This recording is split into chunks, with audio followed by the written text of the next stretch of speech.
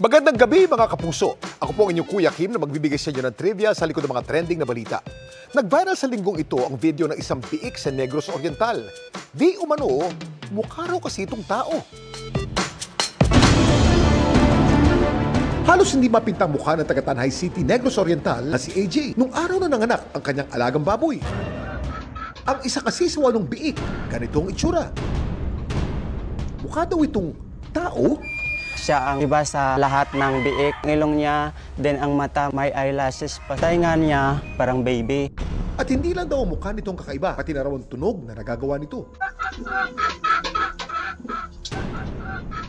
Siguro nagugutom siya, nanghuyab siya.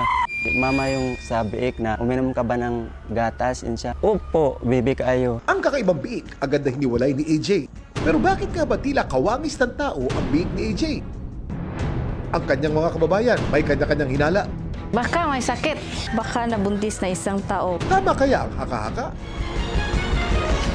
Kuya Kim, ano na? Ayon sa isang veterinaryo, ang kakaibang biik posibleng may birth defect na kung tawagin, holoprosencephaly. So this is a congenital malformation which is technically a birth defect na nagkakaroon siya ng problema dun sa development ng brain. So imbes ay mag-develop into two hemisphere, ito ay nagkakaroon ng fusion. Therefore, ito ay nagli-lead sa malform or missing mga craniofacial structure. Dito yung reason kung bakit mukha siyang parang isang tao. Ang naturang birth defect maaaring isang genetic mutation o posibleng nakuha ng inahin kapag na-expose sa chemicals, gamot, pesticides at iba pa. Posible itong mangyari, lalong-lalo na during the time of development ng animal na yon, dun na-expose yung ating inahin. Siya na ngayong nagkaroon ng teratological defects. Almost always, this particular case is fatal. Katunayan, 4 na oras lang mula ng pinanganak, ang kakaibang biik ni AJ agad ding binawian ng buhay.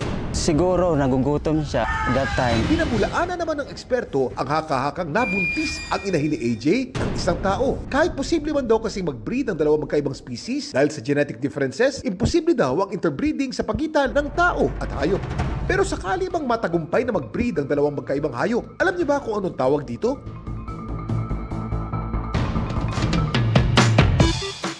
Kapag mag-breed ang dalawang magkaibang species ng hayop, ang tawag sa kanilang anak o offspring, hybrids. Isa sa pinakasikat na hybrid sa buong mundo, si Hercules na isang liger, anak ng isang lalaking leon at babaeng tigre.